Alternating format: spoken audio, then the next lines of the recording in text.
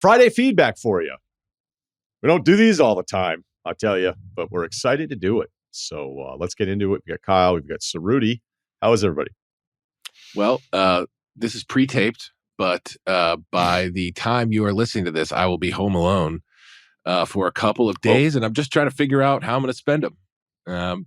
Erring on the side of responsibility, but I don't know. It'd be a nice test case. That's funny because I have a buddy who is kind of similar situation. Wife is out of town for a few weeks, and he's like, what video game should I play? And we were talking like, do you pick up Civ again? Do you just get really into the NCAA 25 and just like create a school? So I don't know. Do you still have a PlayStation, Xbox? What's your deal? I got both, buddy. I got the PlayStation in the living room and the Xbox in my little office here. Yeah. And she's really concerned about if I'm going to give proper care to the rabbits. And I'm like, is there something I am missing here? I think it's just food and water, right? She's just like, make sure you kringle the bag before you go in there so they get excited for their treats. I'm like, all right, I can remember that. So they get but excited. she's definitely concerned that they won't be receiving premium level care like they're used to. But I think I can pull it off. They'll survive. Is there a rabbit place you could drop them off without her knowing? Dude, when that fire thing happened, we had to evacuate. I learned just how hard it is to get 5 rabbits anywhere. She adopted the pillowcase method, where she just kind of the last 2 because it was taking a while, and the hill was on fire. So she figured out how to get them up in a pillowcase, but that's not something I'm interested in. So they'll stay right where they are. All 5 rabbits in a pillowcase? Yeah. No, one at a time. We had a big like dog cage that they went in for transport, but to get them, you got to kind of do it one by one. Anyway, that's when I realized our definition of emergency evacuation was a little different from her and mine. But in her defense, living things I feel like are I hear you. Important. Yeah, I hear you. I hear it. I hear it. At the same time, if I was to give a little feedback of my own, no, I'm just kidding. Anyway. We'll see how this weekend Kyle's goes. like, can we take 3 of the rabbits? That feels like a good number. Ooh. Rank the rabbits quick. I joke about that. It makes her so mad, but it's something I still feel fine joking about with her. She's like, stop saying you have that. my permission. Yeah, I hope you never stop joking about it there. Okay. Let's start with some Ceruti ones. These are different than life advice. They're kind of just feedback about the show. Yeah. Ceruti, the tone there is like, uh-oh. I always just assume somebody's got some problem. So let's hear it. Ceruti versus Kane. Fellas, couldn't help but notice that Steve was gone when Will came on the show. Care to comment? I'm sure that I'm not the only listener that noticed that after Steve's comments about Will on the pod a few months ago, heaven forbid if you have a guest that supports a president with a 70% approval rating. Brother, I'm confused. You want to talk about a miss? Yeah, what? Will is wow.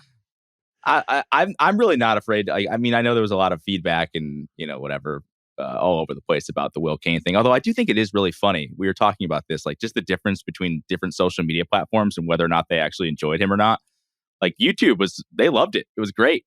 Pretty much everywhere else was not a huge fan. But Will's my guy, dude. I love Will. I don't agree with him politically. I think that's okay. We did a show together years ago, the Will Kane Show, which was very successful at ESPN Radio when everything else is kind of going down the drain. This is after Ryen left. I love the guy. He was at my wedding. I talk to him a lot still about life. I always say that Will is probably in my top 5 people just to have a beer with and talk about life. He's probably 1, to be honest with you, because I don't really mind the disagreement. He's just...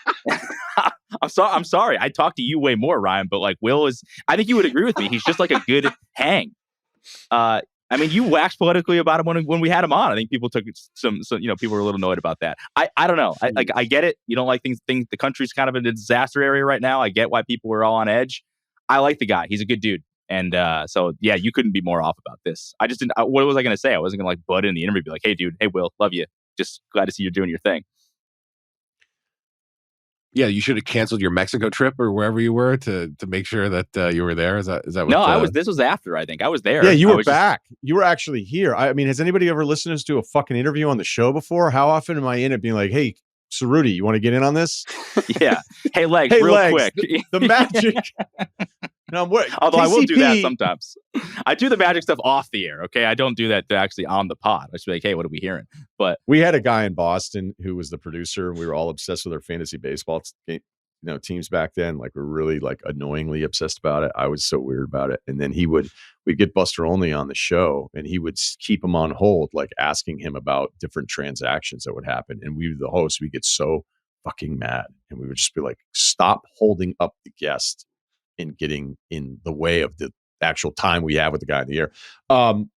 Yeah, I don't know. I mean, it just has nothing to do with it. It has nothing to do with it. I mean, to me, this is an email from somebody that's so politically charged that they see everything through that lens.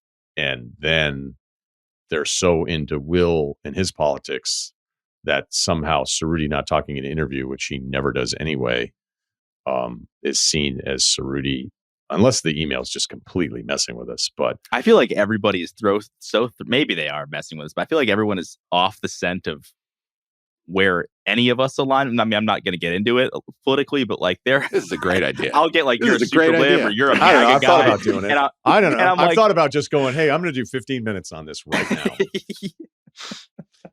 But it's actually more fun. It's become more fun. And look, there's some things I agree with Will on, and there's other things I don't agree with him on. Yep. I know it's shocking, but I thought That's he was most really good. people in life, you know? Talking about the Mavs. Yeah. Talking about the Mavs. Okay. Another Ceruti one.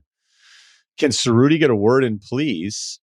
Longtime listener, first-time emailer, love the show. However, the amount of times Russillo interrupts Ceruti during life advice is becoming unbearable. Please let him finish a thought, or just don't have him on the segment at all. Ooh, okay. Yikes. I haven't really noticed that a ton. Well, sometimes I think I interrupt Kyle. Masterful. Sometimes I think I interrupt Kyle too much, and I don't know. I'm like, man, I stop. I think we could kind of all do it, but I haven't noticed. I don't know, Kyle. You're kind of the third party here. Does Ryen interrupt me a lot? I haven't noticed. Sorry. Just usually thinking about what kind of story I could tell anyway. So I don't really know what you guys say half the time. Ceruti has the That was a toughest. joke. Yeah, Ceruti has the toughest role on life advice. I just go, and then I wrap a bow back up. I would say generally, I would say every life advice I do, I'm like, you could have been shorter on that one, but again, who gives a shit? Kyle just comes in with the perspective, and then Ceruti has this spot where he usually just always goes third. And so how much is left? So then Ceruti has to kind of figure out, what can I say that's actually a little different? Can I actually devil's advocate this a little bit? So Ceruti easily has the hardest role of the three of us on life advice. Maybe we rotate it like a volleyball, like in gym class or something. No, and it's just like, now you're up. No, because there are times when I think and Ryen, you're pretty good about this. Like, you could see, I think we had one on Monday where what was it about? I forget. Maybe it was the tanning thing. I don't even remember. But I actually had a lot to say about something, and you can usually tell that like I want to go, and I'll go first. But it is kind of a blessing and a curse to go last, because sometimes it's like, hey, here's the one thing you didn't think about, or yeah, like shit, you guys said all the things that I was going to say, and now I basically just have to kind of repeat myself. But no, I think we do. If I really am hot on something, I feel like I'll kind of jump and say, hey, let me go first here really quick, and you guys always let me do that. So I don't know. The interruption thing, I don't know. I will say though, your thought was right, Ryen. As a guy who used to produce this podcast, like on the Pro Tool side, you can see the waveforms, and yeah, you're right. Yours is way longer than mine and Steve's put together on life advice. Oh, I know, and there's a lot of times that's how it should be. Hey, what's the name of the building, dude? Yeah, but I think there's times I can be just shorter with it, but sometimes you just sit there and you're like, okay, am I thinking of every possible angle? I probably would say life advice feedback that we get, it's not even Friday feedback, but specific to a certain way we answer. And it's, every now and then there's some helpful stuff, but there's a lot of, I can't believe you guys didn't do this part of it. It's like, what, after you had like a few days to think about it, like we're doing these things on the fly. I think I can get a little interrupty, but I just try to notice when I'm doing it. And then if the email is really long, maybe I'll have Ceruti or Kyle go first. Usually it's going to be Kyle going first, because I just feel like from the audio sense of like, you've already talked this long and then you're just going to answer for as long as you do. I would say in general, I probably could just be shorter about a lot of things that I do, but I don't know. I talk for a living. So this isn't a criticism, just something I've noticed. There are times when you will mix up who makes a point. You'll be like, oh yeah, Ceruti said this, and it was actually Kyle who said it. Be like, oh, good point by Kyle, and it's actually me. And there, I have noticed you kind of like mixing up who to give credit for. But hey, man, there's a lot of people talking. It's okay. I don't take offense to it. Okay. I'll try to be better at that. Wow. We could have done that in a show meeting, maybe off the air. No, my bad. I'm just kidding. Damn. No, I'm totally kidding. Wow, you guys are dicks. Listening to the show from January 8th, and I'm really surprised at the level of snark and assholishness you guys threw at Oregon about running the Disney half marathon. Guy signed up to do something hard that a ton of people can't do without a guarantee of actually succeeding. He's clearly into Disney based on his tattoo. Combine those two things, I didn't understand how the rest of the show laid into him like you did. If you've never A, run a half marathon, B, go to Disney by choice, or C, wake up at 5 a.m. to go do something hard. If you could avoid it, that's fine. But you made it seem like Oregon is the asshole, and that's not cool. No. Life advice is one of my favorite segments of any podcast. Usually you're right on the mark for the kinds of things people should do. Seems like you should take your own advice about being supportive to your friends and coworkers for stuff they're invested in, even if you think it's stupid. You don't have to celebrate it, but you shouldn't shit on it. Dave. Damn. I thought we were just really excited to get a new fact about Mike Morgan.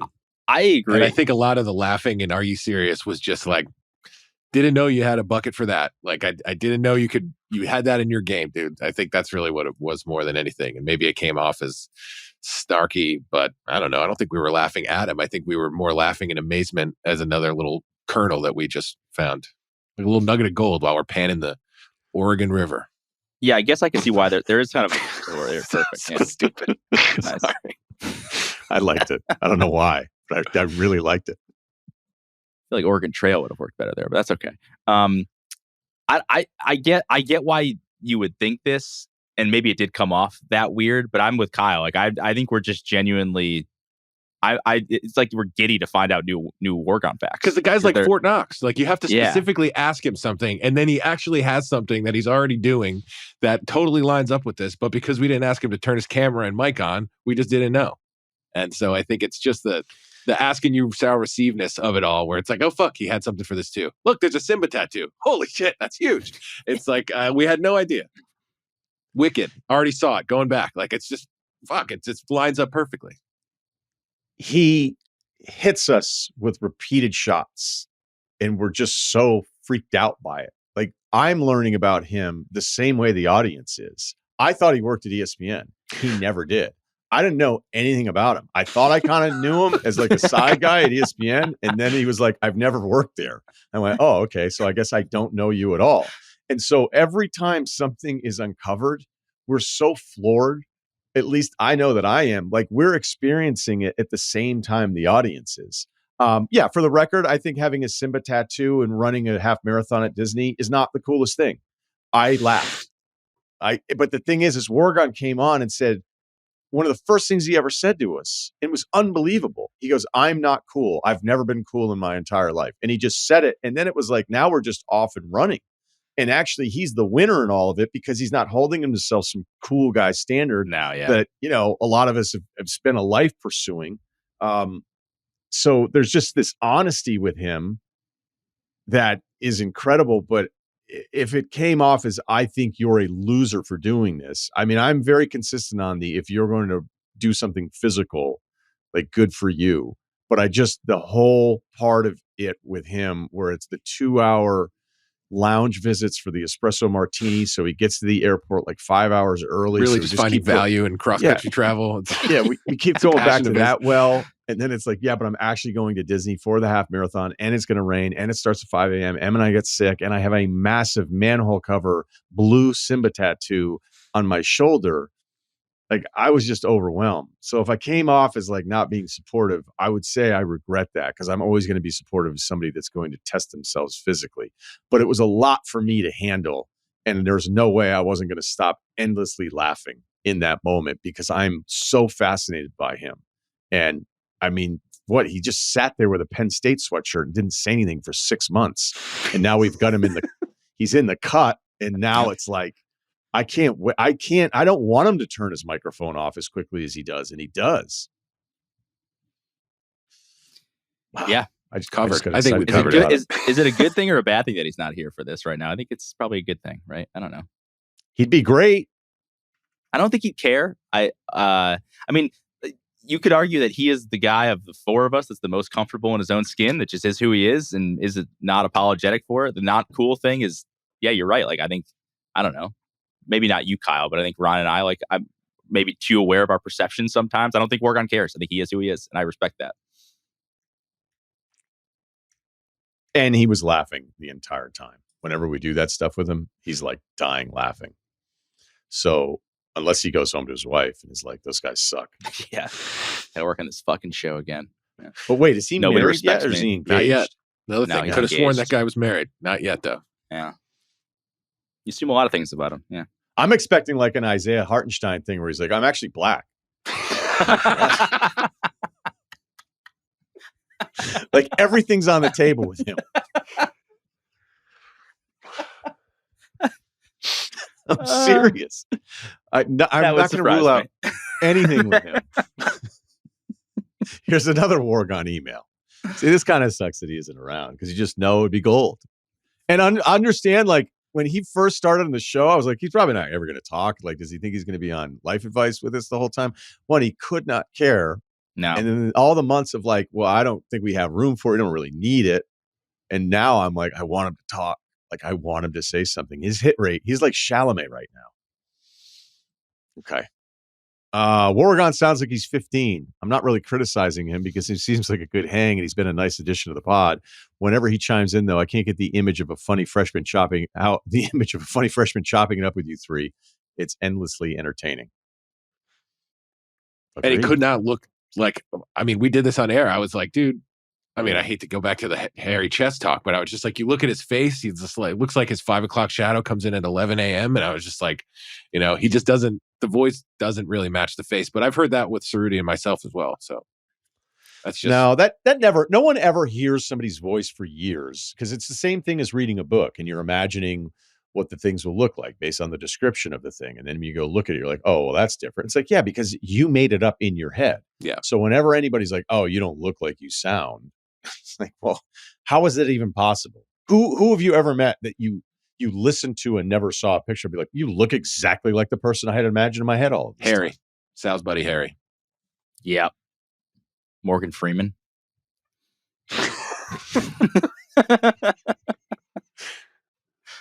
Not even joking. I feel like Sabrina Carpenter. Team Olivia. What?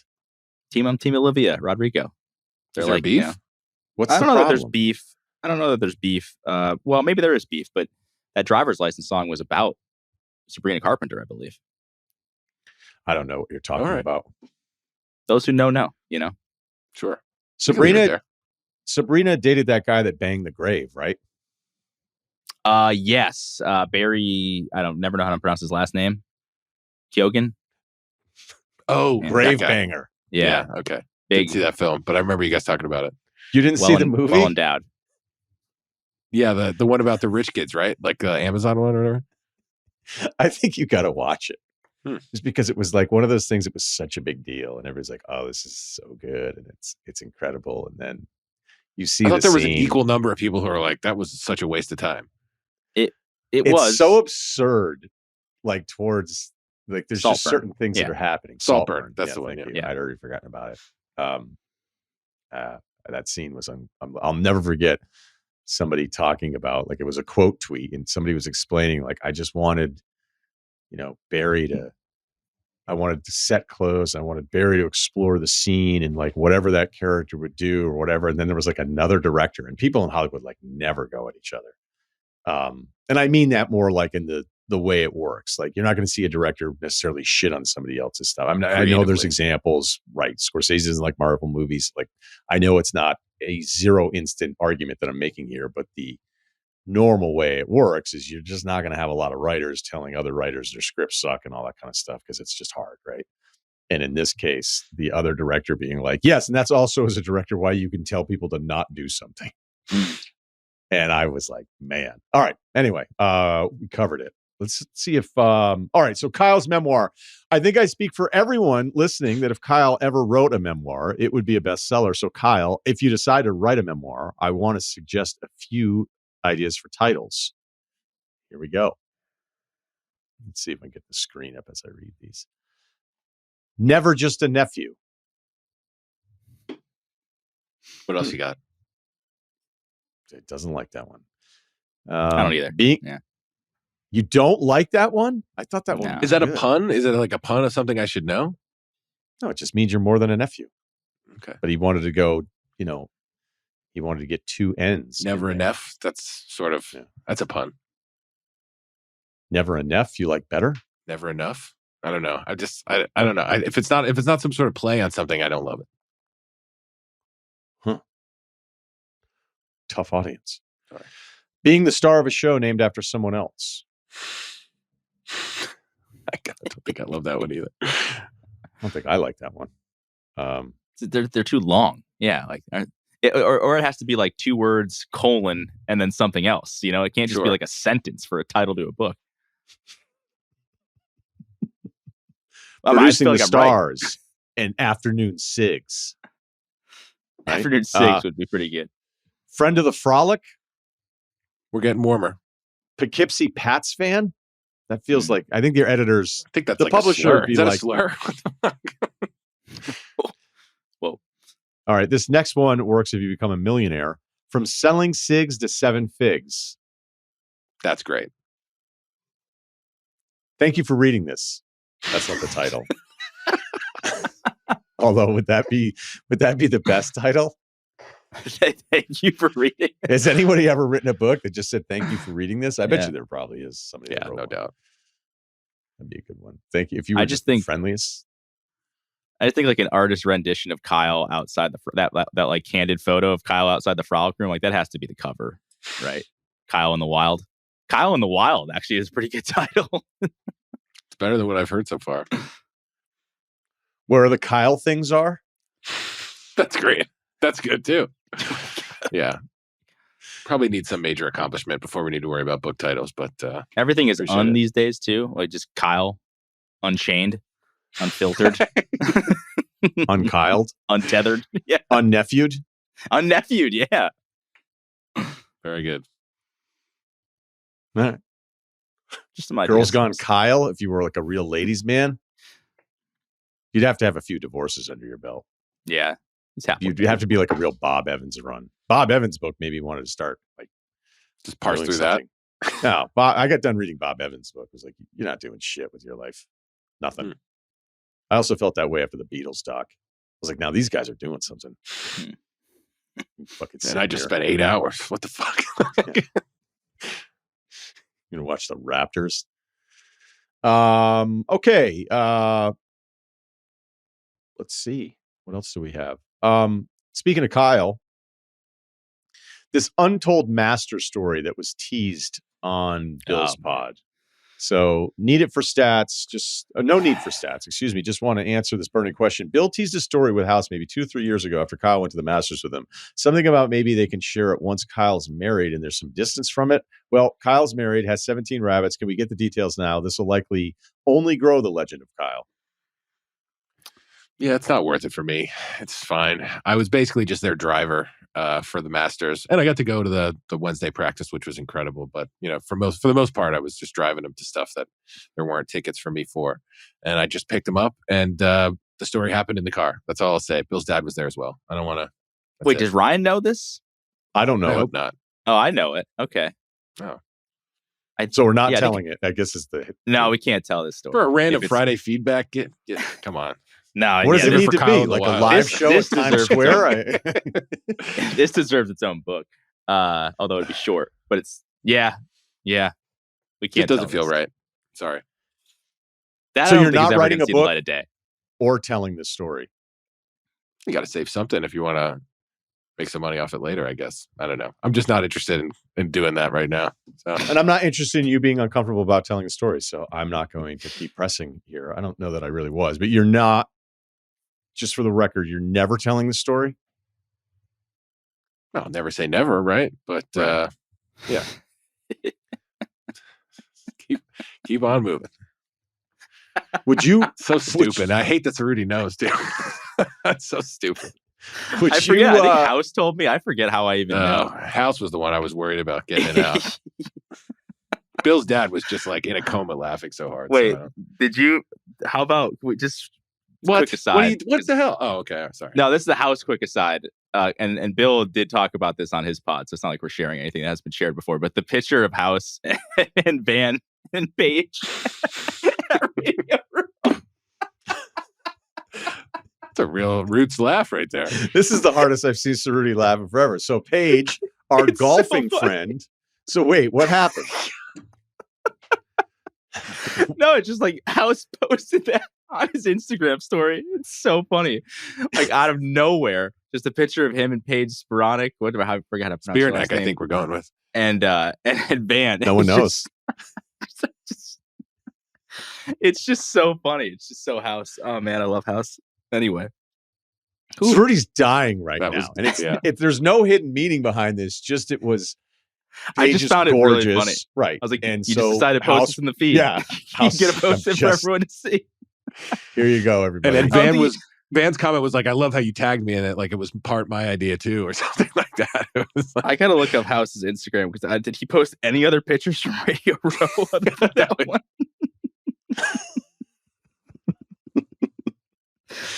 Let's see. No, I don't think so. That's it. That was his highlight. Only what he posted. Oh man, losing. I might be the only one that finds that funny. I think it's hysterical. I know why you do. I don't know if I've ever seen him laugh this hard. House is really funny, man. He's a very funny guy, and I just found that's a very House moment. I don't want you to stop laughing. I'm like, all right, I got to keep moving. Keep moving. That was good. Was there an answer anywhere there? You're not writing a book though, Kyle. Would you write one? No, I don't think so. Maybe if this all falls down and I can't get into a fire department somewhere, I'd consider it, but I think it would be a reach. Ceruti, producing the stars? No, nah. I don't think so. Ceruti, you've heard me. Now listen.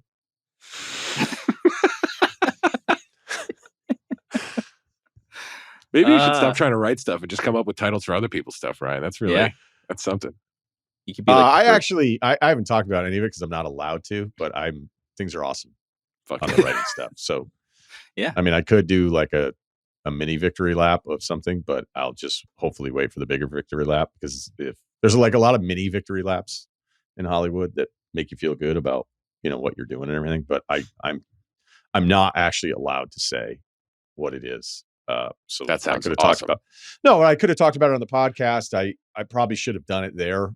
But this is going to run as a podcast too. So I catch a lot of shit from people that don't like me for being like, oh, good luck with all that or whatever. Things, I feel really good about where I'm at. And it was tough. It was really tough in the beginning, but I also knew it was something that was going to be tough. Like you don't just get off the plane and you're like, yep, making your TV show like what you did here. Doesn't work that way. So maybe one day I'll do like a much more in-depth of like what I learned about it. But I was actually putting a lot of the stuff that is in this book that I'm writing, but I hit like a really tough spot with this book where I just didn't feel like it was even close to as good as I wanted it to be. It was 270 pages and poor Ceruti's heard these rants. 270 pages, like raw pages, knowing that there would be edits and everything. Cause at one point I was like, do I have enough here? And then I did it with the word count into book format. And I was like, oh my God. And so no publisher would ever let me for a first book, even though I don't know that I'd ever want to write one again, let me do a book that long. But it was important to me when I saw like people that got book deals, and I would always like look when I like going to Barnes and Noble and I would look at books and be like, okay, this guy was on Bravo, like season 2 of this show and he's got a fucking book. And then it would be like 164 pages. And then I was like, if you're writing a book, like write the book. And so I wanted it to be longer than that, but as a first time, I'd be lucky if they would okay like 215, 220. The problem is creatively, I needed to take a break from it because I just didn't think it was really good enough. While all this other stuff that I'm doing is going really good to this point, with now the goalposts continue to move. So there we go. We got a little writing update. Wow, I was just making a joke about how good your titles were. I'm sorry. Well, the title of the book has to be "I Was Right Now," right? No, the original title was like I was in like an angry phase when I started writing. Just that's outlining. Always good. Yeah, right. I was letting it fly. Writing angry. Yeah. Like, and this guy fucking sucks. There's still a couple of those in there for some people that I felt like weren't the greatest people ever, but I also call myself out in it quite a bit. But that's the problem is when I was writing it, I was like, I don't really know. Like when you write a script, you have to know how it's going to end. Although there's probably plenty of movies that be like, did you guys just have an idea? And then we're like, last 30 pages, we'll figure it out. I think there's a lot of movies that's happened. TV shows a little tougher, to get somebody to go, how is this going to end? And then be behind the whole project. So I don't know what's going to happen with that, but I won't give up. It's just, I needed to take a break. So nice. I don't know what the hell we're doing right now. Is it still Friday feedback? Should we read an email? Have we read an email in like an hour? This is just shit. No, you're right. We have not. So let's read a couple more. This is about a loose format of anything that we'll ever do anyway. Hey, Ryan, instead of getting swole working on your Speedo lines at the beach and watching sports, you might think about picking up a book once in a while. I usually don't get called out for my lack of reading. Maybe then. Yeah. People people just way off. I don't know who we are, dude. Anyway, all good. That's good though. It means, not everybody's is locked in. And this is what feedback's for. Maybe then you would know that Dogman is a classic literature series and sold over 60 million copies. The above should be read in a tone of righteous indignation. All right. So I think this person actually totally does get all of it. They're just fucking with me. In all seriousness, though, yeah. So this person does know. They're not making fun of my reading choices. The books are incredibly popular. I've read all of them with my kids. They're hilarious. They're a mix of the Simpsons style of commentary and Cormac McCarthy's absurdism. Okay, the latter might be a stretch. Now love the show. P.S. My female wife is starting to listen to get into life advice. Starting to get into life advice, so watch out. Okay. Dogman, a spinoff of Captain Underpants, which I was very into in my youth. Oh, I didn't know that. Yeah. Scholastic Book Fair came to town. Best believe. Was trying to get that. All right.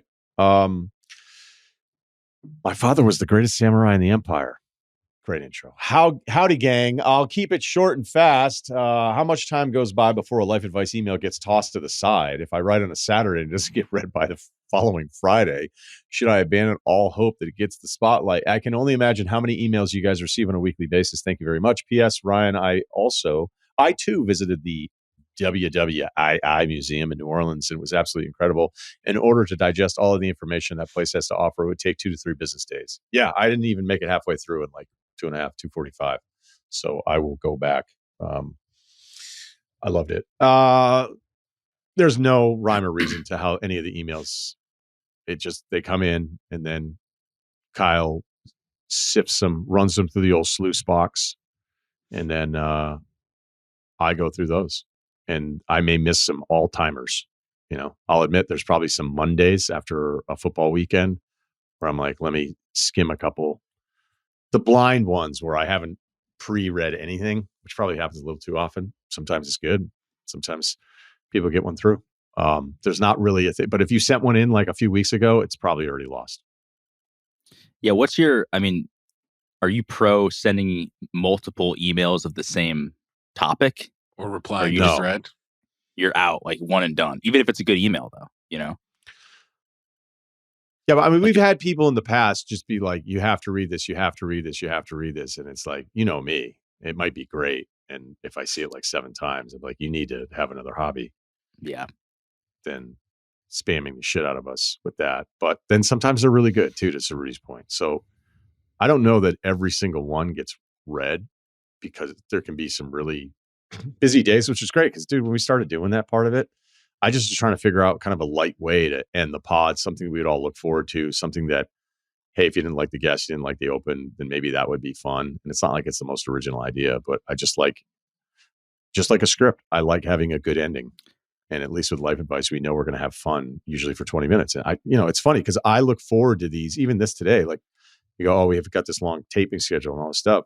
I just have so much fun with you guys when we do this, and that it's lasted this long, that I still have this much fun, that it's always like a fun part of the taping day. Not that the other parts are hard, but there's no pressure. Like there's monologues that I do where I get done. I'm like, that wasn't as good as you wanted it to be. It's like, all right, well, it's too late now because now we got to do the guest and make sure you have that. And then I'll have interviews where I go, you didn't map that out good enough. You mailed it in with that guest, and I get pissed at myself. That never happens with live advice. It's always fun. It's always something I look forward to. So there you go.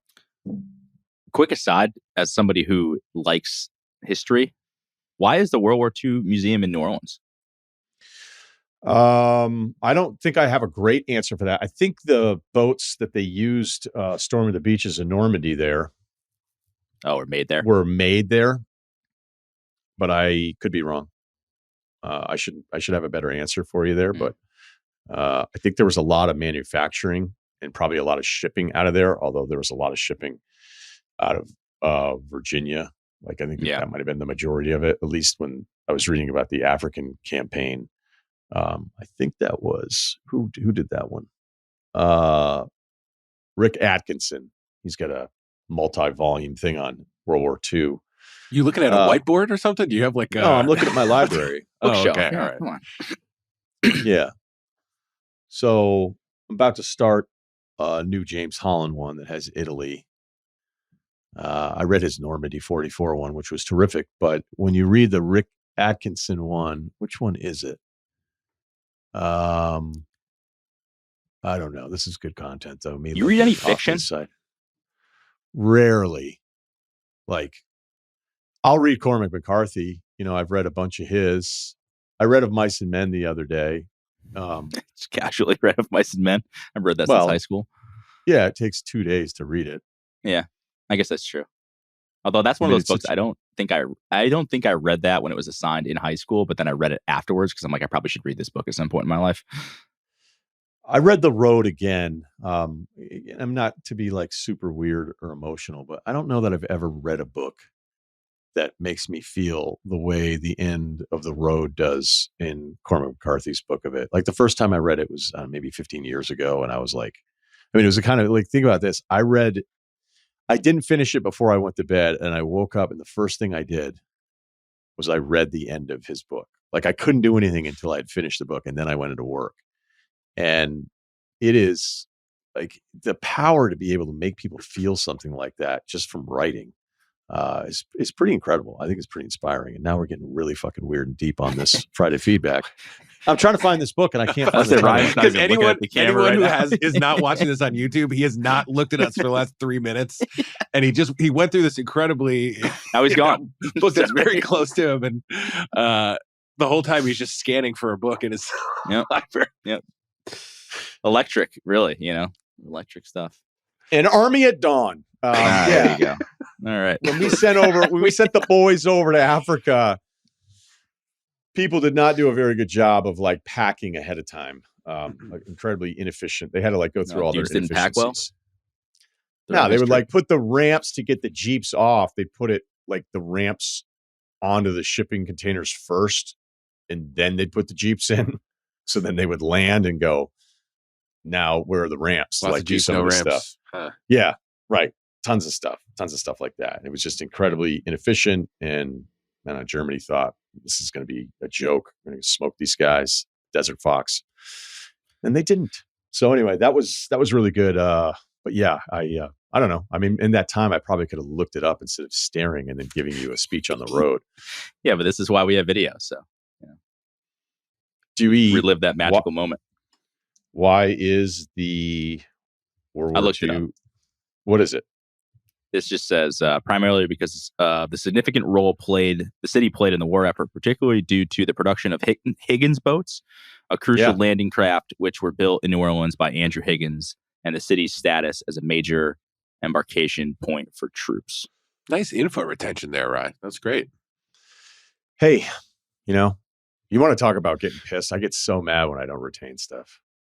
Super mad. I'm about 6 years away from reading books with a notepad. And then they're like, all right, now he's totally lost his fucking mind. He's done. When you see that, it's over. See, every once in a while, I'm with you. Like every once in a while, if I need like a Lord of the Rings like refresher, and I don't I don't have time to watch the full movie, but I want to figure out like why, what was Rivendell like? That's what YouTube's for. Someone does a 10-minute thing of like, here's everything you know about Rivendell, or something you missed about a book, or like, hey, if I'm watching Dune like if I want to read Dune 2, which I just read that book, like let me YouTube like, oh, what's this? What's what's the origin of House Atreides again? Like that's I feel like what YouTube is for. Ryan's looking at the bookcase again. I don't know. Did we lose? Yeah, we lost. I mean, it's a lot of work to do over there. I mean, there was a joke and be like, yeah, and some of his stuff that studies stuff that actually happened. But, I like fiction. I'm sorry. I don't know. What else? I don't know fiction wise. I read Wool, and we had the author on when Silo came out for Apple that's TV. true. I did read The Martian. I kind of felt like it was just everybody was talking about it. So I was like, that was like a good flight book. It was on a plane, and I enjoyed it. And I've read all the Vonnegut stuff because I was obsessed with him as a kid. And I went back and read Cat's Cradle because Cat's Cradle was like probably the first book, like at 16 years old, where I thought, oh my God, like I can't believe somebody could like do something like this and create this world and all this different stuff. And then there's like a lot of Vonnegut stuff that connects. So I would, if I sat back and decided to read like Vonnegut for a couple weeks, I'm sure I would enjoy it. But I just am very much into the nonfiction stuff. I'm reading a new thing now too. Susan Wise Bauer on volume 1. And it's basically like the start. It's basically like the start of civilization. Just like the first recorded Sumerians memories. Yeah, there you go, Ceruti. Yeah, see, I getting in there with the real shit. Yeah. Kish, the Enoch, right? What's funny is like every single origin story starts in some version of like a flood. So like Noah's Ark is not just for you, There'll be like a fish that tells a dude to climb a mountain. The flood comes, and then the fish is like, "You're so smart. Thanks for believing me. You're in charge of everything." So a lot of civilizations all starting with the same flood storyline. Boy, this might be the worst or best one we've ever done. Let's finish on an actual. Do we have one more that we could actually hit? I don't know. Maybe people like that. History. That was like history corner. This is a niche one. Can you please get in touch with New England Wings and have them rebrand to New England? It was sitting right there and they missed it. New England Wings was the go-to for UVM people of a certain age. And I got to be honest with you, that email is so good. New England. Yeah. It's so good. I might makes you think there must be some sort of trademark that they couldn't, right? It's so good. Someone had to have. Pat Riley's just got it along with all the 3-peat stuff. All right. Ain't no hobby. Hey guys, whenever Tyson Fury comes across my feed or TV screen, my mind immediately goes to his appearance on the pod a few years back when he took his pre-fight locked-in mindset way too far and offered up the worst interview of all time, at least until Ryan challenged him and broke through. As RR might say about a quarterback who's unafraid of throwing a few picks, I actually came away more impressed. Can you guys share some other stories and moments that you've been most impressed with each other? Thanks so much for all the entertainment over the years. That's from Oslo. Well, the Brandon Marshall thing never gets old for me. Just watching him raise his eyebrows and come up with that first question. I've never seen anything like it. Wasn't a very good question. I think it was. So you've been away from the team how's it been being away from the team for a little while? And you know what? That must happen to that guy so many times that the fact that you didn't just like stop and reset anything, you're just like, we're doing this interview. I think it probably made him feel good too. We're going to make it happen. Has there been a time that do you have something off the top of your head that has impressed you about anything we've done, Ceruti? Because now I put Will Kane on. Could I say that? I don't know. That's a tough one. I'd have to think about that. That's impressed like me. Like the guest has impressed me, or that's been impressive to me about like the show or whatever, or a question you asked or something. I guess. Yeah, those are two different things. Yeah, something that. Compliment me, I think is what the guy is saying. I thought your Markle explanation in front of a live thing went well. That could have went terrible. That shit was getting beamed out to everyone, and I think you nailed that. That is good. Another good answer would be, I think you're really good. This is maybe not. I'm just a compliment. This isn't like necessarily answering the email question, but like that Luca pod on that Saturday night was like your was it the magnum opus, whatever you're like, that was like peak Russillo podcasting. You know, I think there's a couple things of like, that's you. There's the town rewatchables that everybody talks about. Like there are like these, that's your apex mountain. Like those are two of your apex mountains. I think like when you're in that setting where you're just like totally loose, sometimes you're like in the second or third chair and you just kind of like don't give a fuck. That I think sometimes is people's favorite Russillo, and that sometimes is my favorite Russillo. So I would just say that Saturday Night Luca pod was some of your best work. I think that cigarette line was basically uttered by like everyone on Twitter for like 3 days. I couldn't believe how many people liked that line. I thought it was kind of like a throwaway, just to make the point. And I didn't even think it was all like that, but I don't know. People seem to like it. Ceruti already knows like how I feel about him, in that I can throw all sorts of stuff at him and he somehow like makes it make sense to me. Like I'm not the easiest to work with, not because, you know, all the stuff of like people thinking like I could be difficult. I'm not that easy to work with for somebody who's like on the creative side, because I basically know exactly what I want to do and I'm likely always going to do it. And more often than not, like I'm doing it long enough that I trust my instincts. But the little edge that Ceruti can add for me on some of the stuff that I don't think about, and the amount of times too that Ceruti will say, hey, maybe you should try this, maybe you should try that, and then I don't do it. And yet he'll still be like, I'm ready to offer up something else. That takes a lot. It takes a lot. I would say for Kyle, just like when we think we've got the full scope of it, just when we think we have it all, we never do. And you've talked about like the soft jabs. And sometimes I'll think about like as the host going, hey, you can't like soft jab Kyle all the time about the rabbits. Like you can't soft jab him all the time about the background. But it's not a bit. Like you present yourself in such an incredibly honest way. And it's so much fun to talk about your background because it's fucking crazy, Kyle. Like you have all of these stories that don't make any sense. And I think it's important now as you've gotten older to make sure that like we always package that into how funny that was.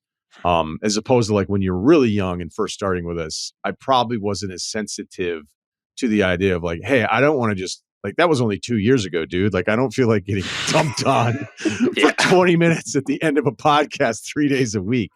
And you handling that in the way that you've handled it is not an easy thing, because I hope it never felt like I was like, I'm going to just beat up on Kyle. It was just, there were so many stories where I didn't know what to do. Like when you had the adult roommate that may or may not have been in jail and you're like, how do I not have more follow-ups, or how is that not crazy? Or how do I not bring that back in a recall? And you've always been so good with it. And I think there's also a part of it now where it's kind of funnier that we can go back and laugh about it because it's not your current situation, but you deserve a lot of credit for that. Wow, that was super nice. Just the difference between a guy with less to lose and a guy with more to lose. That's really just went into a lot of the calculus of those decisions. I just didn't have much to lose back then. Okay. We'll do one last one here. How about that? Yeah. Does that make sense? Or did we just leave on that one because it was so nice? Everybody was so nice. It was nice. I think we do. What is it? Is it a good one? Can we do one more? Let's do one more.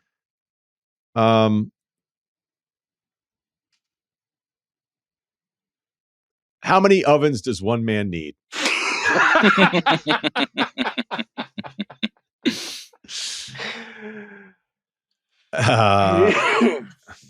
Let's see here.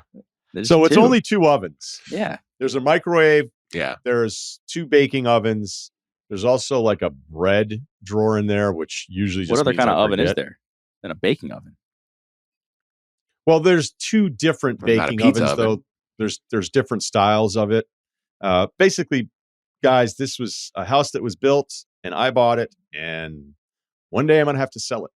So you're going to want that second oven in there. There's a certain level these kitchens have. The coffee maker I've never used. I don't know how to make it. People have come over and been like, "Oh, hey, can I make a coffee?" And I'm like, I don't know. You can figure it out. I think the instructions. Well, there's no pods here either, so they kind of look. There's some nice stuff in this kitchen. I used to cook all the time. I used to love cooking. Would look up recipes, challenge myself, try to figure this stuff out. I don't cook as much as I used to, which kind of pisses me off. All right. I think that's it. I think that's all we need for today.